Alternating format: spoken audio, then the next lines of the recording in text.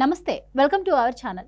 ఆంధ్రప్రదేశ్లో ఈసారి polling percentage పెరిగింది అన్న విషయం మనందరికీ తెలిసిందే. అందులోనూ ముఖ్యంగా పోస్టల్ బ్యాలెట్ ఓటింగ్ అయితే గతంలో కన్నా చాలా బాగా పెరిగింది అంటూ వార్తలు కూడా వచ్చాయి. అయితే ఈ పెరిగిన పర్సెంటేజ్ ప్రతిపక్షానికి అనుకూలం అని చెప్పి ప్రచారం కూడా జరిగింది. మరి ఈ నేపథ్యంలోనే ఇప్పుడు పోస్టల్ బ్యాలెట్ల ఓట్ల లెక్కింపులో కావచ్చు, వీటన్నిటిలో కూడా అధికార పార్టీ కుట్ర ప్రయత్నం చేయబోతుంది అనే వార్తలు అయితే వస్తున్నాయి. ఇక ముఖ్యంగా కౌంటింగ్ టేబుల్స్ సంఖ్య కూడా తగ్గించే అవకాశం ఉంది అని చెప్పి మనం వింటూ ఉన్నాం. ఈ నేపథ్యంలోనే ప్రతిపక్షం రాష్ట్ర ఎన్నికల అధికారి ముఖేష్ కుమార్ మీనాను కొన్ని సవరణలు అయితే అడిగిన నేపథ్యంలో మరి ఆయన ఎలా స్పందించబోతున్నారు, మరి రేపు కౌంటింగ్ ఎలా జరగబోతుంది, ఈ వివరాలన్నీ తెలుసుకునే ప్రయత్నం చేద్దాం.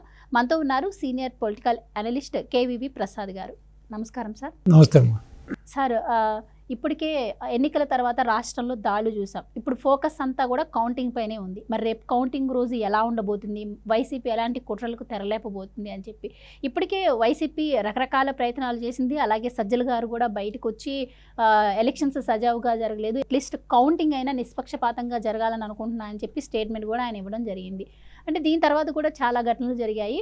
ఈ నేపథ్యంలో మరి టీడీపీకి లెక్కించబోయే కౌంటింగ్ టేబుల్ సంఖ్యను తగ్గించాలని చూస్తుంది. అలాగే టీడీపీ ఏజెంట్ల మీద కూడా ప్రత్యేకంగా దృష్టి పెట్టి వాళ్ళపై ఉన్నటువంటి గతంలో కేసులు ఏవైతే ఉన్నాయో అవి తిరగదోడి వాళ్ళని కౌంటింగ్ దగ్గర కూర్చోకుండా చేయాలని చేసింది. ఇలా రకరకాలు చేసిందని వింటున్నాం.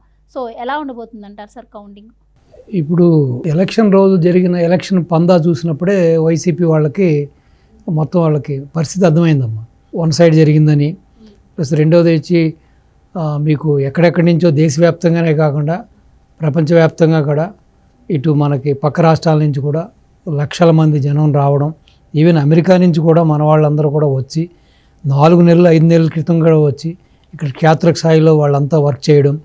సో వాళ్ళకి తెలిసిన ఫ్రెండ్స్ కోసం కానీ, ఇటు పార్టీ కోసం కానీ, సో ఇటు పెమ్మసాని చంద్రశేఖర్ గారి కోసం, ఇటు వెనిగంట్ల రాము గారు గుడివాడ గురించి కానీ, ఇలాగే మన సురేష్ గారు అటు నెల్లూరు జిల్లాలో కాకుండా ప్రత్యేకంగా తెలుగుదేశం కోసం ఒక ప్రణాళిక సిద్ధం చేసుకుని వాళ్ళంతా కూడా వాళ్ళ వ్యాపారాలు వాళ్ళ ఉద్యోగాలు కూడా వదులుకొని కుటుంబాలతో సమేతంగా వచ్చి అమెరికా నుంచి ఇతర దేశాల నుంచి కూడా వచ్చి సో ఎట్టి పరిస్థితుల్లోనే సరే టీడీపీ కూటమి అధికారంలోకి రావాలి, రాష్ట్రం మళ్ళీ బాగుపడాలి, రాష్ట్రం గాడిన పడాలి. ఇప్పటికే రాష్ట్రం అధ్వాన స్థితికి వెళ్ళిపోయింది, రవాణ కాష్టం అయిపోయింది, అన్ని రకాలుగా భ్రష్టు పట్టిపోయింది. రాష్ట్రంలో ఇటు డ్రగ్ కల్చర్ కానీ, ఇటు డ్రగ్ మాఫియా కానీ, ఇటు గంజాయి మాఫియా కూడా చూసారంటే మీరు కాలేజీల దగ్గర స్కూల్ దగ్గర కూడా గంజాయిని చాక్లెట్ రూపంలో మార్చి ఏ విధంగా వీళ్ళు అమ్ముతున్నారు, ఏ విధంగా చేస్తున్నారు, సో యువతను ఏ విధంగా బానిసలు చేస్తున్నారు ఈ మాదక ద్రవ్యాలకి. సో మీరు చూసారు ఒక 25,000 కిలోల కన్సైన్మెంట్ కూడా పట్టుకోవడం జరిగింది. దొరికింది కాబట్టి దొంగన్నారు. అంతకుముందు గత 5 సంవత్సరాలుగా అసలు ఎన్ని కన్సైన్మెంట్స్ వచ్చినాయి, ఎంత మత్తుమందు ఆల్రెడీ ఆంధ్ర వ్యాప్తంగా కానీ ఇటు దేశవ్యాప్తంగా కానీ వెళ్ళింది అన్నది ఇంకా భగవంతుడిగా తెలియాలి. సో ఎన్నిటిని దృష్టిలో పెట్టుకుని ఈ రోజున ఎప్పుడు లేని విధంగా ఉద్యోగస్తులు వాళ్ళ బెదలు వాళ్ళ బాధలు ఈ యొక్క జగన్మోహన్ రెడ్డి ప్రభుత్వంలో ఇప్పుడు బాబు గారు ఉన్నప్పుడు ఒక హెడ్ ఆఫ్ ద ఫ్యామిలీ తండ్రినో తల్లినో ఆ బిడ్డలు వాళ్ళ అమ్మాయిలో వాళ్ళ అబ్బాయిలో ఎంత డిమాండ్ చేసి వాళ్ళకి కావాల్సిన ఒక డ్రెస్ కొనుక్కోవడమో, లేకపోతే వాళ్ళకి కావాల్సిన పాకెట్ మనీ తీసుకోవడమో, వాళ్ళు ఎక్కడికన్నా టూర్కి వెళ్ళాలన్నా కావాల్సిన మొబైల్ కొనుక్కోవడమో, ఏదైనా సరే ఏ విధంగా వాళ్ళు డిమాండ్ చేసి ఇది మాకు కావాలని చెప్పి సాధించుకుంటారో ఆ విధంగా ఎంప్లాయీస్లు బాబు గారు హయాంలో చంద్రబాబు నాయుడు గారు సీఎంగా ఉన్నప్పుడు ఎంప్లాయీస్ అంత చొరవగా ఇది మాకు కావాల్సిందే ఇంక్రిమెంటు, మాకు ఇది కావాలి, ఈ ఫిట్మెంట్ కావాలి, మాకు ఇంత పర్సంటేజ్ కావాలి, సో మాకు ఈ స్పెషలిటీస్ కావాలి. మీరు చూసుంటారు గతంలో బాబు గారు పరిపాలన అటు ఆంధ్రాకి తరలించినప్పుడు ఇక్కడ ఉమ్మడి రాష్ట్రం మనకు ఉన్నా కూడా హక్కు ఉన్నా కూడా సో పరిపాలన సవ్యంగా సాగడం కోసం ఈ ఎంప్లాయీస్ కోసమే ఆయన ఏ విధంగా సచివాలయం తీర్చిదిద్దారు, అక్కడ వర్క్ ఫోర్స్ బాగా సాగాలని చెప్పి మొత్తం సెంట్రలైజ్డ్ ఏసీ చేశారు, ప్లస్ లేటెస్ట్ డెస్క్లు కానీ లేటెస్ట్ ఎక్విప్మెంట్ అంతా ఇచ్చారు. ప్లస్ ఇక్కడి నుంచి సపరేట్గా కూడా కేంద్రంతో మాట్లాడి ఇక్కడి నుంచి సెంట్రల్ గవర్నమెంట్తో మాట్లాడి సపరేట్ ఒక ట్రైన్ కూడా వేశారు ఆయన అమరావతికి. సో ఇన్ని రకాలుగా ఉండే వాళ్ళు ఒక్కసారిగా ఈ జగన్మోహన్ రెడ్డి పరిపాలనలో ఇన్ని బాధలు ఈ విధంగా ఆయన చూడడంతో వాళ్ళంతా కూడా ఏమీ చేయలేని పరిస్థితి. గట్టిగా మాట్లాడితే దొంగ కేసులు పెడతారు, గట్టిగా నిలబడి ఏదైనా వాళ్ళ డిమాండ్ అడిగితేనేమో సస్పెండ్ చేస్తారు. సో ఇవన్నీ కూడా ఎలక్షన్ రూపంలో వాళ్ళ ఓటు అనే ఆయుధంతో బుద్ధి చెప్పాలని చెప్పి ఎప్పుడు లేని విధంగా ఈవెన్ ఈ దేశ చరిత్రలో ఆంధ్ర రాష్ట్రంలో కూడా చూస్తే గత ఎన్నికల్లో ఓన్లీ 1 lakh చిల్లరేనమ్మా అది నమోదైంది బ్యాలెట్ ఓటింగ్. అటువంటిది ఈసారి దగ్గర దగ్గర 5 లక్షల ఓట్లు వాళ్ళు నమోదు చేసుకున్నారు. దగ్గర దగ్గర 4,39,189 ఓట్లు కూడా పోల్ చేయడం కూడా జరిగింది. సో ఇది డెఫినెట్గానే వైసీపీ గవర్నమెంట్ని, వైసీపీ అధినాయకత్వాన్ని ఇది కలవరపెడుతున్న అంశం ఇది. సో రెండవది ఏంటంటే ఇప్పుడు వీటిని లెక్కించడం కోసం వాళ్ళకి లిమిటెడ్ టేబుల్స్ ఇవ్వడంతో ఇటు టీడీపీ కేడర్ కానీ టీడీపీ నాయకులు కూడా సో ఎవరైతే సీఓ ఉన్నారో మీనా గారిని అభ్యర్థించడం జరిగింది. ఎక్స్ట్రా టేబుల్స్ ఇవ్వమని చెప్పి, సో ఎక్స్ట్రా సెంటర్స్ ఇవ్వమని చెప్పి అన్నీ అడిగారు.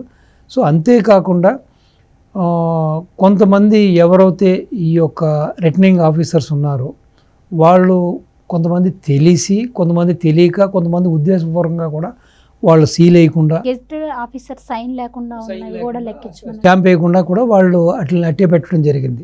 సో ఎందుకంటే ఈ యొక్క రిటర్నింగ్ ఆఫీసర్లో కూడా చాలామంది ఆర్ఐలో కూడా చాలామంది వైసీపీకి అనుకూలంగా పనిచేసేవాళ్ళు, వైసీపీ సానుభూతి పరులు, వైసీపీ తొత్తులు ఉన్నారు. సో వాళ్ళు కావాలని చెప్పి మన ఎలక్షన్ టైంలో కూడా చూసాం ఏ విధంగా ఎంప్లాయీస్ని ఇక్కడ కాదు ఇక్కడ కాదు మీ ఓటు అని చెప్పి ఏ విధంగా ఇబ్బంది పెట్టారు, ఏం చేశారు. సో అన్నీ చూసాం మనం.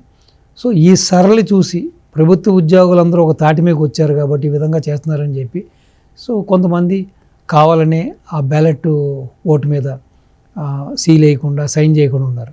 సో దాన్ని కూడా పరిగణలోకి తీసుకోవాలని సో టీడీపీ అధినాయకత్వం కానీ టీడీపీ లీడర్స్ కూడా సో సీఓ మీనా గారిని, సో ఈసీ ఎలక్షన్ కమిషనర్ని, సీఓని అభ్యర్థించడం జరిగింది. వారు కూడా మౌలికంగా ఒప్పుకోవడం జరిగింది. ఇప్పుడు మన వాళ్ళు అడిగేది ఏంటంటే మీరు లిఖితపూర్వకంగా ఒక గెజిట్ రిలీజ్ చేయండి, ఒక ఆర్డర్ రిలీజ్ చేయండి. సో ఆర్డర్ రిలీజ్ చేస్తే ఏమవుతుందంటే కంపల్సరీ పరిగణలోకి తీసుకోవాలి. ఇప్పుడు ఎవరైతే ఇప్పుడు మనం అనుకున్నట్టుగా ఈ వైసీపీ సానుభూతి పరులు ఉన్నారో వీళ్ళు రేపొద్దున ఉద్దేశపూర్వకంగానే కావాలని చెప్పి రిజెక్ట్ చేయడానికి కూడా ఛాన్స్ ఉంది. సో కాబట్టి అలా కాదు, మీరు నోటి మాట చెప్పడం కాదు, ఎస్ దీన్ని ఒక గెజిట్ రిలీజ్ చేయమని చెప్పి వీళ్ళు అడుగుతున్నారు. సో డెఫినెట్గానే చూస్తే హయ్యెస్ట్ మన ఆంధ్ర రాష్ట్రంలో హయ్యెస్ట్ బ్యాలెట్ ఓటింగ్ జరిగింది శ్రీకాకుళం అమ్మ. సో నెక్స్ట్ 2వ పొజిషన్లో ఉన్నదేమో నంద్యాల, 3వ పొజిషన్లో ఉందేమో శ్రీకాకుళం. సో అత్యల్పంగా నమోదైందేమో నరసాపురం. సో అంటే మీకు సాధారణంగా తీసుకుంటే శ్రీకాకుళం ఎందుకు అయిందంటే శ్రీకాకుళం కానీ ఇటు కడప కానీ నంద్యాల కానీ అంటే ఇక్కడున్న యువత ఎక్కువగా వాళ్ళు ఈ యొక్క గవర్నమెంట్ ఉద్యోగాలను వాళ్ళు లైక్ చేస్తారు, ఎక్కువ ఆశిస్తారు కూడా. సో వాళ్ళకు ఒక ఫ్యాషన్ అది.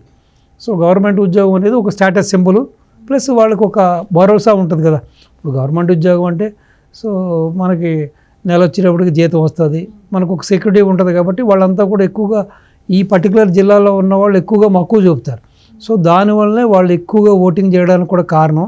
ఇట్లా ఎప్పుడైతే ఈ జగన్మోహన్ రెడ్డి అధికారంలోకి రావడానికి నేను మెగా డిఎస్సి చేస్తానని చేయకపోవడం, సో చూశారు కదా రాష్ట్రంలో జరిగిన అన్నీ చూసిన తర్వాత వీళ్ళందరూ కూడా ఇటు మొగ్గు చూపడం జరిగింది.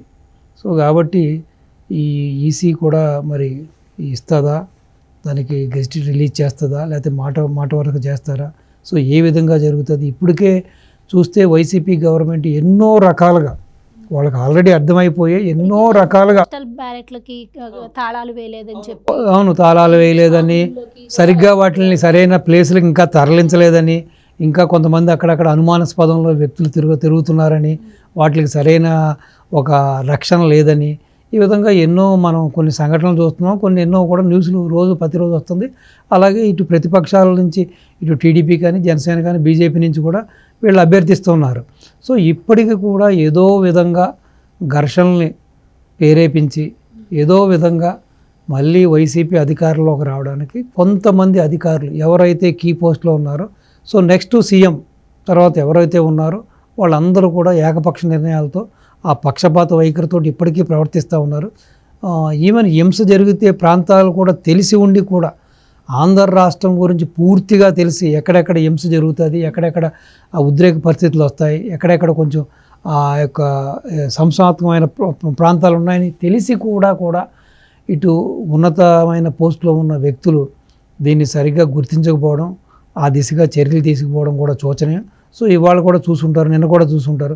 ఇటు కనకమేడల రవీంద్ర గారు కానీ, మన రాజ్యసభ సభ్యులు కానీ, ఇటు మన రఘురామరాజు గారు కానీ, సో మరి కొంతమంది వ్యక్తులు ఇటు జనసేనకి బీజేపీకి సంబంధించిన వాళ్ళందరూ కూడా తక్షణం ఈ సిఎస్ని మార్చండి, ఈ సిఎస్ ఉంటే డెఫినెట్గా కౌంటింగ్ అనేది సజావుగా జరగడానికి ఆస్కారం లేదు. ఎందుకంటే ఎన్నో అనుమానాస్పద సంఘటనలు ఈ వ్యవహరించిన తీరు, నడుచుకున్న తీరు చూస్తే ఇటు పిన్నెల్ని ఏ విధంగా రాష్ట్రం హౌస్ కస్టడీలో ఉన్న వ్యక్తిని ఏ విధంగా పక్క రాష్ట్రానికి పంపించారు, ఏ విధంగా అరెస్ట్ చేశామని, దొరికాడని, కోర్టులో ప్రవేశపెడుతున్నామని చెప్పి మళ్ళీ హైకోర్టులో బెయిల్ ఇచ్చే వరకు కూడా ఏ విధంగా తాత్పర్యం చేసి ఏ విధంగా అతన్ని తాత్కాలిక ఉపశమనం కల్పించారు అనేది కూడా చూసాం మనం.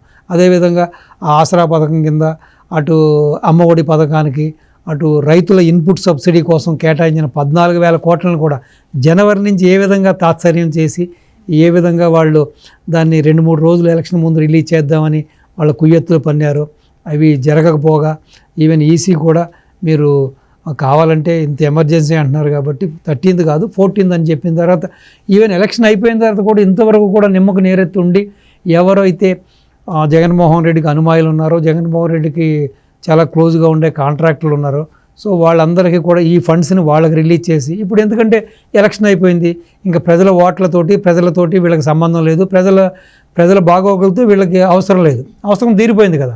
ఏదో విధంగా వాళ్ళ మభ్యపెట్టి మాయపెట్టి ఈ డబ్బులు 2-3 రోజులు ముందేసి ప్రలోభ పెట్టి ఓట్లు వేయించుకుందామని నాటకం ఆడారు. ఇప్పుడు ఆ ప్రలోభానికి తెరలేసిపోయింది కాబట్టి ఇంకా వాళ్ళు అవసరం లేదు కాబట్టి ఈ డబ్బుని వీళ్ళ స్వప్రయోజనాలకి, వీళ్ళకి సంబంధించిన కాంట్రాక్టులకి కట్టబెట్టడం కోసం నాటకం ఆడుతూ సో తద్వారా వీళ్ళు కమిషన్లు పొందాలనే ఆలోచనలో కూడా ఉండడం, సో దాన్ని కూడా తాత్కాలికంగా నిలిపేయడం జరిగింది. ఈ విధంగా ఇన్ని రకాలుగా చేస్తున్నందువలన ఈ పోస్టల్ బ్యాలెట్ కానీ లేకపోతే ఏదైతే ఇప్పుడు బ్యాలెట్ బాక్స్లో ఉన్న ఈ ఓట్స్ కూడా ఉండి సో కేంద్ర బలగాలను దింపి కంపల్సరీగా ఎక్కడైతే సమస్యాత్మకమైన ప్రాంతాలు ఉన్నాయో ఇటు తాటిపత్రి కానీ, ఇటు మాచర్ల కానీ, చంద్రగిరి కానీ, సో కొన్ని కడపలో, కొన్ని రాయలసీమలో కొన్ని ఏరియాల్లో అట్లకి అక్కడ 144 సెక్షన్ పెట్టి ఎవరిని దరిదాపులకు రానివ్వకుండా కట్టుదిట్టమైన ఏర్పాట్లు చేసి చెయ్యాలి. రెండవది డెఫినెట్గా ఈ సిఎస్ గారు ఉంటే డెఫినెట్గా మళ్ళీ గొడవలు జరుగుతాయి, అరాచకాలు జరుగుతాయి. సో అక్కడ ఈ యొక్క వీటిని తారుమారు చేయడానికి, ఫలితాలను తారుమారు చేయడానికి కూడా అతను ఇన్ఫ్లుయెన్స్ చేయొచ్చు. కాబట్టి ఇప్పటికీ కూడా వాళ్ళకి అనుకూలంగా ఉన్న కొన్ని వర్గం, కొంతమంది ఆఫీసర్లు, వాళ్ళ వర్గం వాళ్ళు, కొంతమంది ఐఏఎస్లు, ఐపీఎస్లు, కొంత ఈ రిటర్నింగ్ ఆఫీసర్లు కూడా ఇప్పటికీ కూడా ఉన్నారు. కాబట్టి సో డెఫినెట్గా ఇటు ప్రతిపక్షాలు కూడా, ఇటు టీడీపీ కానీ, జనసేన, బీజేపీ కూడా చాలా అప్రమత్తంగా ఉండాలి. వీళ్ళ కార్యకర్తలు కానీ, నాయకులు కూడా. ఇది లేని పక్షంలో డెఫినెట్గా వాళ్ళు ఈ అక్రమాలకి, అవినీతికి పాల్పడడానికి ఆస్కారం ఉంది. కాబట్టి సో ఆ దిశగా ఈ పోస్టల్ బ్యాలెట్ విషయంలో కూడా చర్యలు తీసుకోవాలని, లేని పక్షంలో డెఫినెట్గా వాళ్ళ ఆలోచనలు వాళ్ళకు ఉన్నాయి, వాళ్ళ ఆలోచించారు వేరేగా ఉంది. కాబట్టి చూద్దాం 4th ఏం జరుగుతుంది, ఈ లోపల సిఎస్ని మారుస్తారా లేదా అన్నది కూడా చూద్దాం. Right sir, thank you so much. నమస్తే అమ్మా.